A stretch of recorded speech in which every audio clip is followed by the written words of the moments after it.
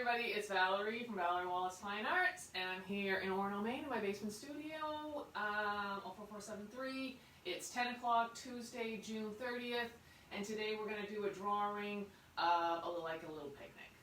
And I'm kind of thinking a little bit of that 4th of July vibe. Okay, I'm going to do one in color here, and I'm going to do one in black and white down here. I think today I might use markers for the black and white.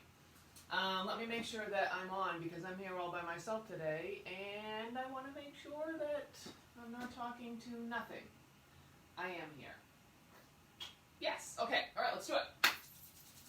The thing with drawing is that you have to think about the things that are in the front before you think about the things in the back. Because we don't want to draw, I mean, I can't wait to draw this watermelon. But if we draw the watermelon first, then when we go to put our cherries on there, they're going to have like, you know, watermelon stuff showing through. Okay, so let's do, first of all, we need a line right here.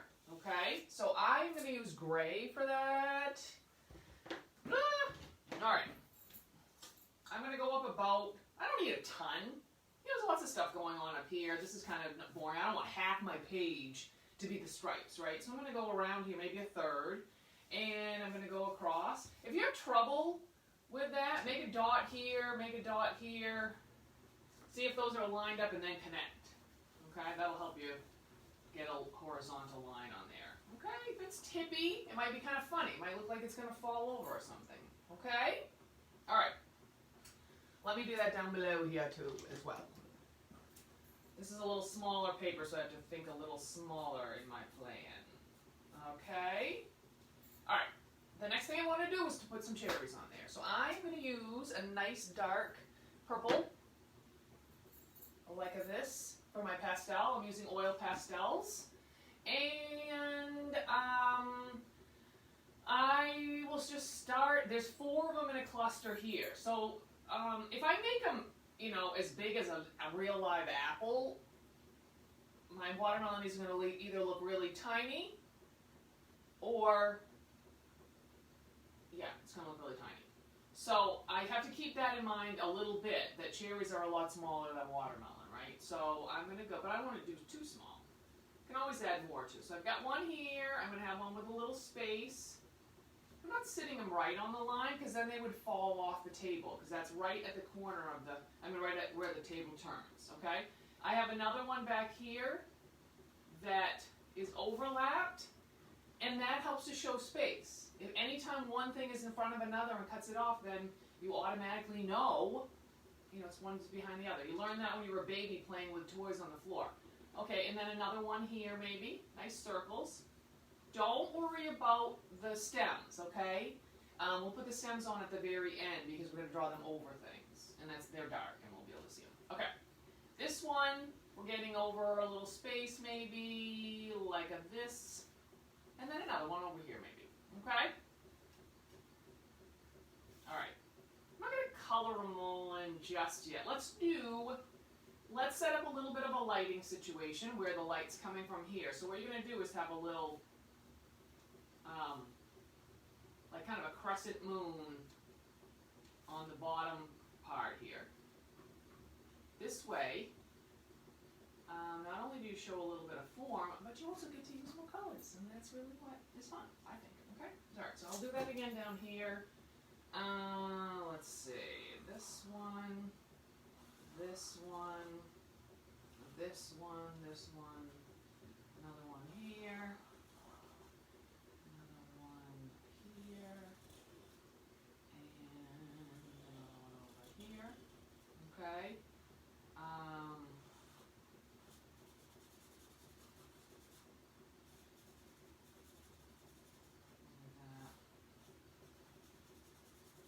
Obviously, it takes a little bit longer if you're coloring with a pencil or a marker. So, smart thing to do is have a little bit smaller piece of paper. But you don't want to try to do pastels on a little teeny tiny piece of paper because that's just not what they're made for. They're made for getting a lot of color on something in a big, big way.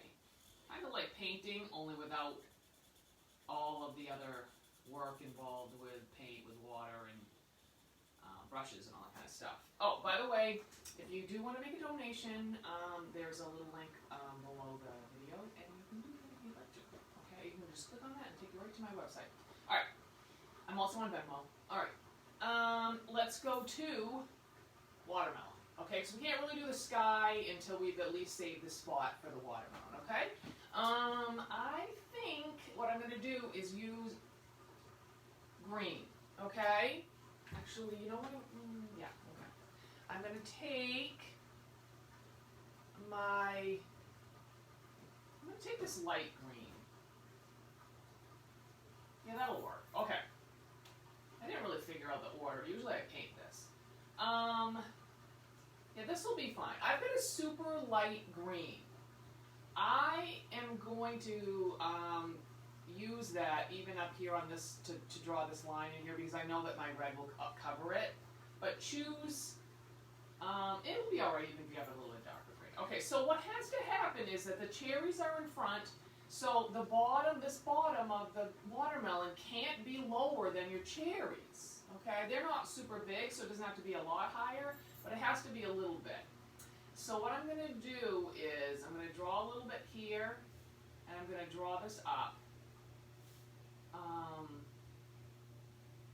Actually, you know what I usually do is, all right, let's do this first. So what we're having is a line that starts low here and goes up nice and high like this. Okay? I don't know if you can see that. We're going to look and see if you can see it. Okay? And so you want to do that and connect. Okay? All right? Then we'll do the other part. That's easier, I think. So I started here, and then I find a nice place up high. That'll just give this, I mean, we want a great big huge piece of watermelon because that's fun, right? To color watermelon is way more fun than coloring sky. Let me see. Yeah, I guess you can see it. I don't know what's happening. Am I going? Yeah, I guess so. Okay. All right. And then what I'm going to do is I want to find where I want it to be sitting on the table, and then I'll kind of connect from the sides. Because it can be a lopsided shape, but we do want to make sure that it hits the table where you want it. Okay, so it's like that. I think you can see it. I don't know. I'm paused. I don't know what's going on. All right. If you're not seeing me,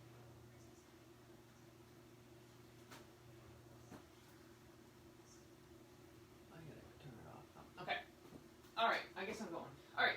Here we go again. Down here. So I want to find a spot kind of around the middle where I'm going to have it on the table, and then I'll round towards that, and I will round towards it on this direction. Okay?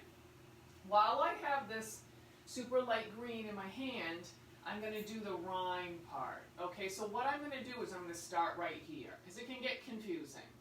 So I want to get, because of the way that it's shaped and it's rounded, so I want a piece that's right about here, and that's going to connect to the corners.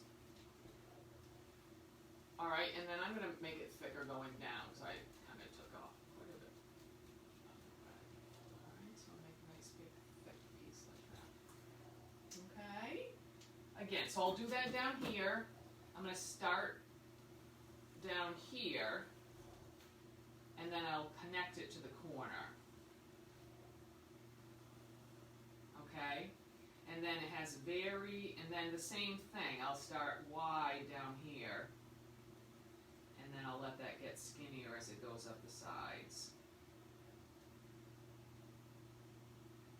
Alright, that'll be one of my lighter places. Okay, alright, let's do, well, we'll do the sky next. Okay, so find whatever you want to do for your sky. You can do it with a light blue, or you can do it with, let me grab a cloth. You can do it with, pink, purple. I don't care what color your sky is, but I would make it light, and I wouldn't make it pink. I mean, I wouldn't make it this color pink. If you're gonna make it pink, make it light pink. Okay? First of all, we're gonna draw a squiggly little line, jig-jaggedy line that goes right here to represent these trees that are in the distance. Okay?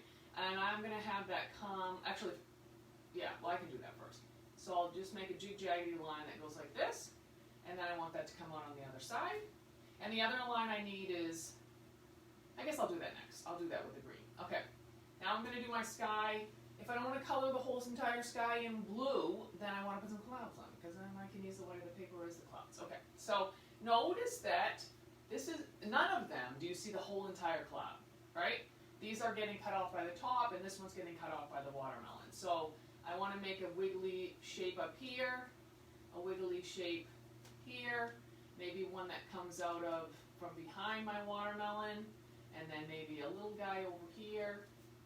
That is an easy thing to do, but it is a big help to learn how to just make your clouds go off the page. It gives the sense that there's a big whirl out beyond your picture, which maybe doesn't matter to you, but I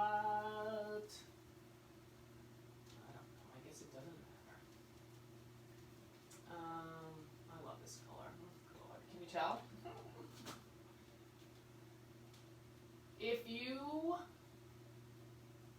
are really enjoying the classes and you want to help me out, share them. Share them on your timeline. If you don't know how to share something, which, don't be embarrassed. You gotta start somewhere. Nobody knows everything there is to know about Facebook, that's for sure. You can also share it, if you go to YouTube, you can also share it that way.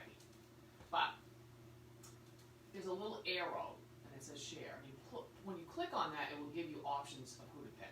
So you don't need to know where to do it. You just push it on there, and that'll tell you the next thing to do. Okay? Just like most stuff on the computer. Okay, down here, same deal.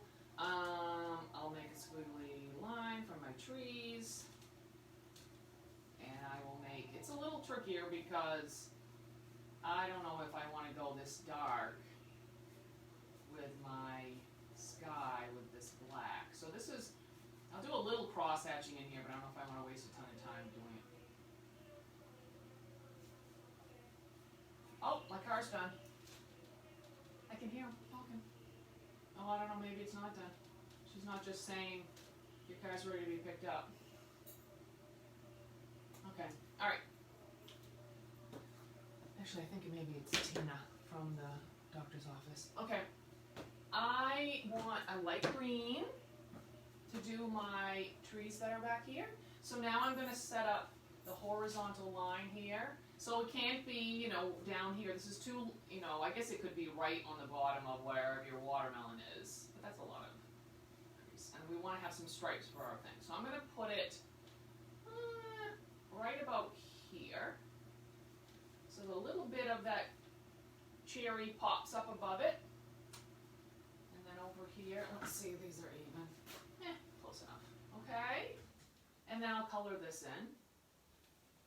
So for those of you thinking ahead, what does that tell you about the green I need for my rind?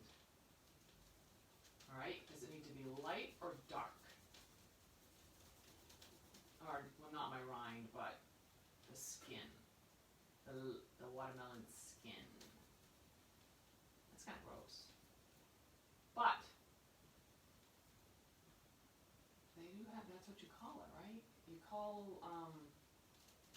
onion skin watermelon skin? Peel. You call it a peel if it's a potato. Skin of the tomatoes. Those could be very like organs, couldn't they? If you were doing that thing you do at Halloween where you stick people's hands, you blindfold them and you stick their hands in and you tell them they're touching a dead person's guts. You use tomatoes. Although then what would the little bumps be? I don't know. Okay, there's that. Let me do down here. Oops. It's a straight line. I'm going to do this one a little bit smaller so that I can color it in. So I do want to color this in. And this is a little cross hatching. So what I'll do is, because I don't want it the darkest thing on here, is that I'm going to leave a little, I'm going to go kind of in the same direction, partly because that's sort of my style, but also because it'll be a little bit more restful than if I scriggle this way, scriggle that way. This will be a little bit more, it won't draw your eye away. Because one of the things that pulls the viewer's eye are how the marks are. Meaning, you know, big, thick, black marks obviously are something that you really look at. That's like, or if, you know, you spill your coffee in the middle of your picture, it's going to be pretty obvious. If you spill if you put a light fingerprint, not so much, right? Okay. So I don't want this to come out too much, but I do want it to have a little color to set it off against the sky. So I'm just going to do kind of a smooth way of filling that in. Okay. All right. We're moving right along. Let's do.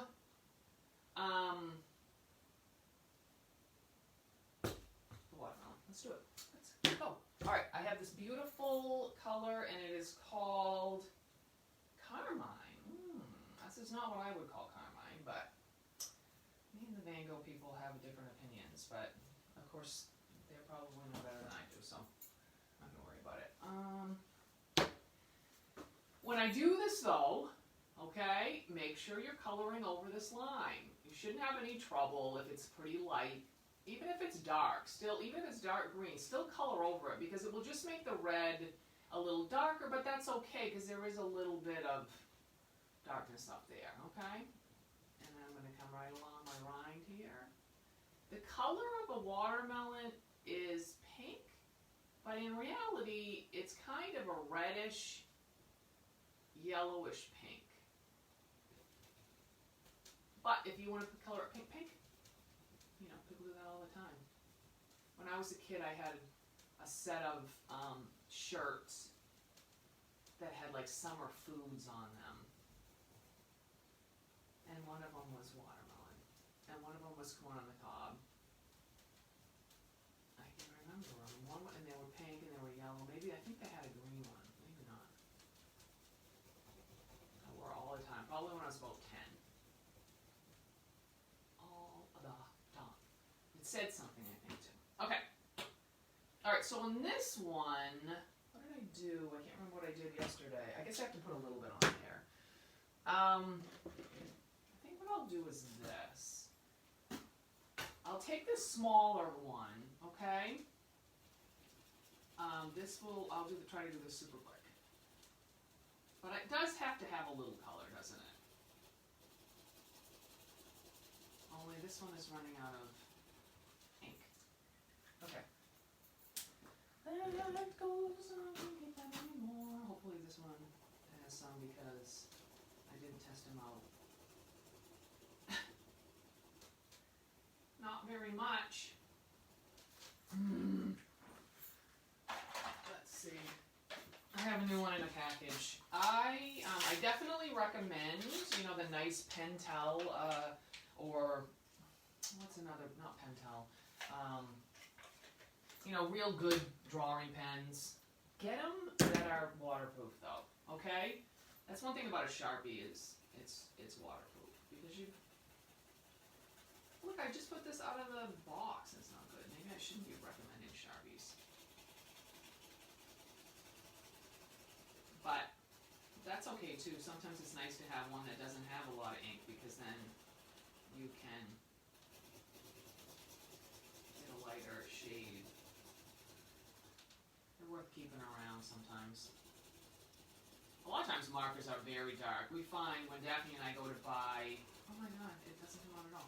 When we go to buy markers, she uses the Prismacolor markers that have the color on both ends, and the packs, the colors are just too dark. So when we go and buy replacement colors, we buy light colors, all light colors. So if you're trying to, if you know somebody who likes to draw or whatever, and you want to give them a little special gift, buy light colors. Okay? All right.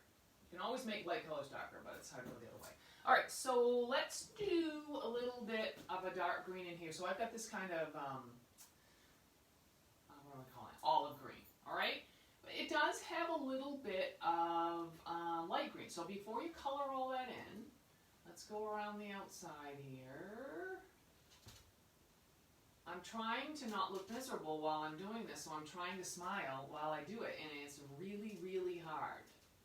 It's really hard to smile at yourself for no reason. I try to think of something stupid. I try to think of how stupid I feel trying to smile, and then sometimes that makes me genuinely smile. But when I'm here all by myself, it's like nearly impossible. Okay, there we go like this, and then what I do is just kind of scriggle, scriggle, back and forth a little bit in kind of like stripes.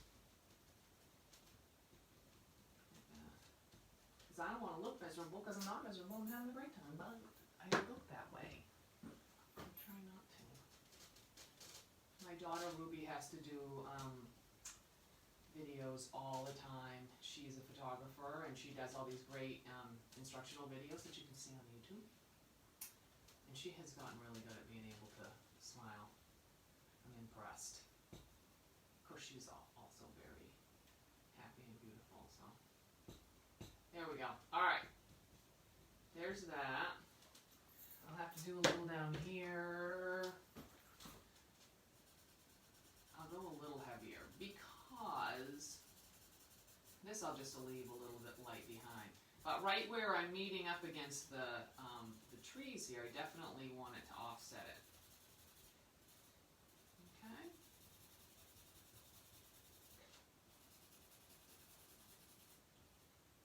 Black and white, you know, is just a little bit different obstacles. But when you get good at drawing with black and white, it makes you learn things about the darks and the lights that make your color pictures look better. Okay? It's always a good thing to be doing both, using color and using color and using black and white. Okay. All right. Let's do our cloth. Okay. Then we'll do a cherries. We'll put some seeds in. We'll be good to go. Okay. So I'm gonna want this, and I'm gonna want. So what I want to do here is I'll use. I'm going to use the gray, if I didn't lose it. There it is. Okay. The stripes that are hanging down, they just hang, they're all the same size. When you do the ones that are on the table, what's happening is that they're going back to a vanishing point. We have a single point in the middle here. But we're not going to worry about it too much, but I'm going to show you a little bit of a trick, and it's worth trying it. Even if you don't get it perfectly, it's still kind of cool, and it will still make your picture more interesting, okay? Because in reality, all right, so we'll start right in the middle, and don't, this is my suggestion, is don't make your stripes too thin. Because not only will you be coloring for a long time, but the thinner you make them, the more obvious it is if you're a little bit uneven, okay? So there's that. Hopefully you can see this. I wonder if I'm still on. Okay.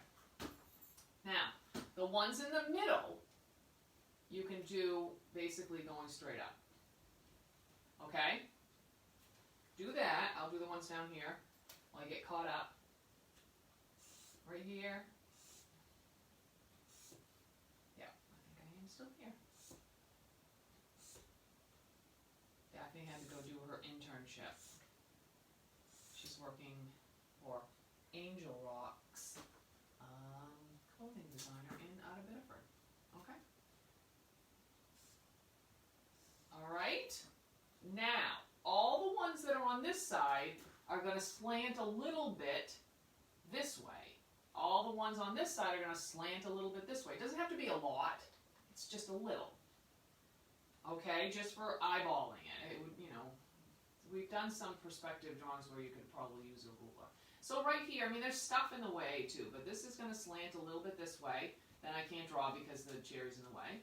This one's going to go this way a little bit, a little bit, a little bit. Now what happens is you have this section over here where you're like, wait a minute, how does that work? And what it is that it's the stripes that are out here on the cloth. They're also going that direction. So you do another slanty one like that, okay? On here, we slant a little, and they do slant more as you get out to the side, okay? They get closer and closer to the horizon level as you go out, okay? Like that. All right, so there's this extra section, so I'm just gonna make another stripe like that. All right, here, this one ought to come out on that side. Okay, I'll do that down here, so I slant it a little bit this way.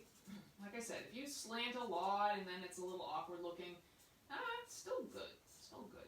And up here, I'll make a little small one. All right, but they should match up with the ones that are hanging over the side, so they're not just anywhere, right? I guess I should have just start at those. Okay, I want to color every other one, all right?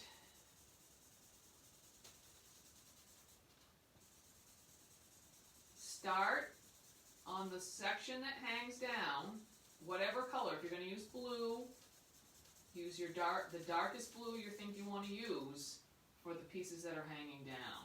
Okay, I'll do that in just a second.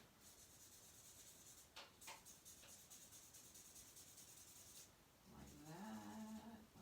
Oops, I'm coloring over that tape. Okay. So here I have two blue. Actually, I'm not going to use this blue. I'm going to use these two. And it's quite an extreme difference, but that will help my picture. It doesn't have to be exactly the same, the perfect change of color, but it is, oh shoot, that's not what I wanted to do, okay. Don't mind me, that's alright, that'll be the little shadow under there, that's fine. Okay, right here, little shadow right here. Okay, so this is going to be my dark. And I'm going to do this. I might want to mark so I get the right ones. And then what I'm going to do is on the surface of the table, I'm going to use a lighter blue. Okay?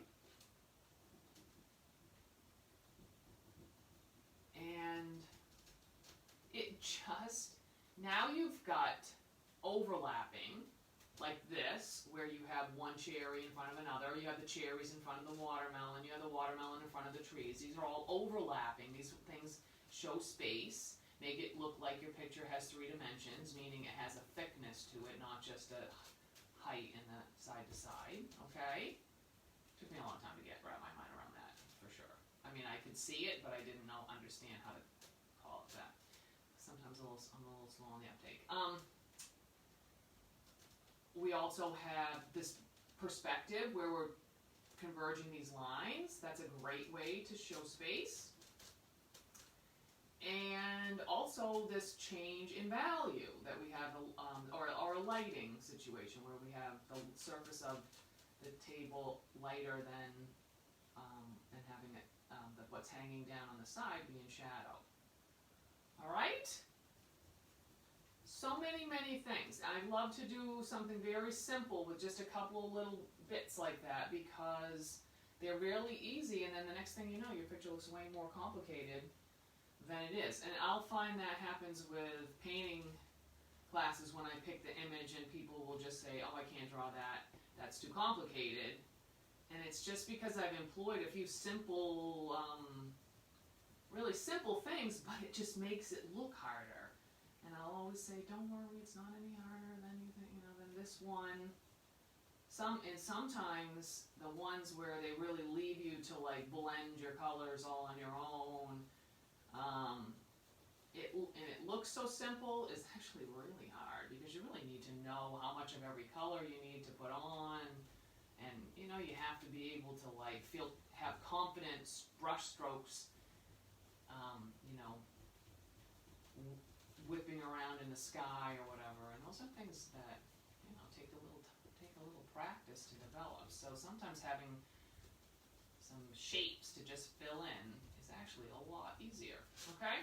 All right. So then what I'll do is that white will be my the white stripe up here. So in shadow, my stripe is going to be bright. Okay. And like I said, the color, it's. If I were blending these colors, like for a painting class, I would get them I would do it a little bit differently, but, it's still going to make the point. Alright, and also because, whoops, The blue that's on the top is a sunny, warm blue. The blue on the side is a little cooler, and that helps too because things in the shadows are usually a little cooler. So there's that. So the other thing that I have to do, which, because my stupid pens are all out of ink, let me try this one, is that I want to do the same thing down here. Oh, this one.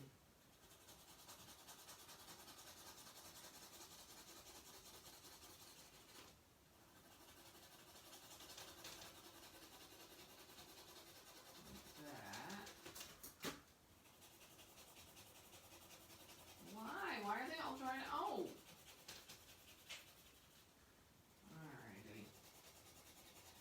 Well, we've got a rainy day here today. We've had a lot of beautiful weather, but we've had some rain, which is, I guess, really important because we're having a very serious fire danger going on. So, okay. Let's see. These, I don't want to go too dark again because I'm going to have these cherries and I want them to be darker. So I'm going to do it with a little bit. And what happens with cross-hatching, what you do is you go in one direction, and then you go in the other direction,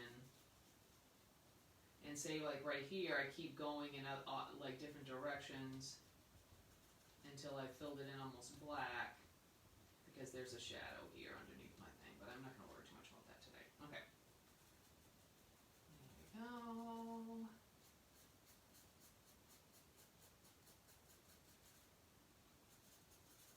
It's an illusion. All right, let's see.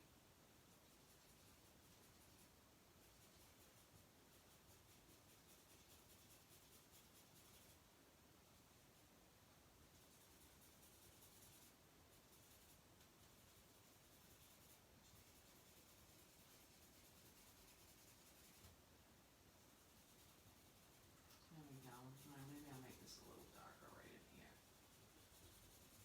Just definitely set where the end of the table goes. Okay? Like that. All right, let's do these cherries. So what I want to do is, I want to have two colors show. So a lot of times cherries are pretty dark purple, but they're also kind of reddish. So I'm going to take a red, and I want to, well, not that red. I want to leave a little highlight. Okay, it would be hard to add that afterwards. If we were painting, we'd leave it afterwards. So what I want to do is have a little circle in kind of the same place on all of my spheres. Now it looks like almost like an olive, doesn't it? And then when I color this red, I'll kind of color over the purple a little bit, and that'll give me a maroon, which is kind of the color of the cherries anyway, right? Alright, there we go. I do like cherries, but I don't like watermelon. I love how it looks, but I do not like to eat it. I don't know, just not my thing. I don't like cranberry jelly either, and that looks pretty good, but I don't like that either. Although I will put some cranberries in my tuna salad now, though. Yep. Because I'm evolved, because I'm old and I can't taste so good anymore, so I have to add more taste to everything. Is that what it's about? Or maybe food just doesn't have as much taste as it used to? Okay, the other thing I probably need is a little bit of shadow. So like right here, I might put a little shadow here with the blue. So I'll use the same blue down here, because this we've decided is the color of blue in the shadows. Okay, so there's that. Luckily, that line's right up for where these cherries should go. So here where it's, where'd it go? My little bit of gray. Here it is, okay. Is because this is on the white, you know, you're using the shadow of the white, which we decided was gray. So in this little space in here, it would be gray. Okay? Makes sense? You have to change the color, not, you know, if you have a different colored stripe, you need a different color shadow. Okay, this one, probably too, I'd have a little shadow of my watermelon right on here too. Okay? Alright. Let's do it. Probably on my cherry too, but I'm not gonna worry about that. Okay, so let's put some stems and let's put some seeds. Sometimes people do it and it's really cute because they put them in like a pattern. You can write out hi in there or whatever if you wanted to. Or you do them, you know, I've got my little black. They're not huge, okay? And there's not a million of them, okay? They are kind of in like a little teardrop shape. I think in a lot of cases, or raindrop shape, more than oval, but whatever you do, you just have to, I mean, I think you have to put them on there. Not that people really want seeds in their watermelon, unless you like to spit them out, that's all right. Okay, yeah, and I'm gonna do the stems with my dark purple, okay, and this is the thing with the stems, is think a little bit about how you can overlap the objects that you already have, okay, and they don't all need to go in the same direction. Like, it would be neat for me to have one that comes off the side of this and goes up. Usually I have a little piece like that, okay? Here is, this is a lot going on here, so maybe what I want to do with this one is to bring it down towards the cloth. Here, this would be great to go up there against that green. Maybe over here, over across my watermelon. Just try to have them go in different directions. Maybe like this. And maybe this one I will cross over that one. Okay, brings them all into, you know, just they become involved in each other's lives. Let me do this with a darker one. So what I'll do with these is that I'll make that black and then I'll just get the whole thing. If I leave a teensy bit of white where two of them come together, I mean, your eye will be able to detect these two different pieces, but if I do leave it, it will help it. That's one of the things, when you have two really black things that come together, you leave a little sliver in there, and that will help to show the shape of them. Let's see. Alright, so this one I don't really need to, this one I can just go.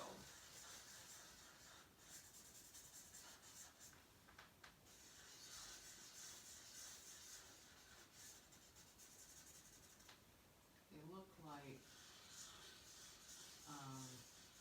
bowling balls. Okay, so again here, you know, say I want a little shadow, just a little something off the side. I think it doesn't matter, but you know what? You don't have to do it perfectly and it still is a good idea.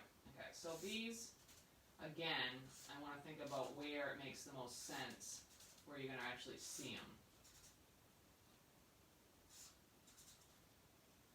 Like this one, I want to hit over in that little white spot maybe. Okay? I need my... Alright, so this week I won't have class on Thursday. But I will have it Friday night, which is July 3rd, and we're going to do a loom, because everybody loves a loom. In Maine, we love a loom. If you're not in Maine, then you might not know about looms, but they make a sound that sounds like they're laughing. It's very, very spooky. Did I hear everything? I think so. Okay. All right, well, thanks a lot for watching. And, you know, I have a whole bunch of other choices of videos on my playlist. It's on free drawing classes with Valerie Wallace Fine Arts. Look for the playlist, because then you can just kind of go through and find, I mean, there's almost, I think there's almost 80 choices. So you can go through there and you can find something that appeals to you, and on this rainy day, maybe that'd be a fun thing to try. Okay? If you have any suggestions or you want to show me your picture, which I would love because that makes me really happy, then just send it on to me. If you don't know what to do, find message and send me a message. Okay? All right. Thanks. I'll give you a close-up so you can, although this print has got some spots on it, so just ignore that. All right. Larry, I hope that you're going to draw a picture with me sometime, you know. I think you could probably do it. Okay. Have a great day. There's mine. A little of that. There you go. All right. Thank you. See you later.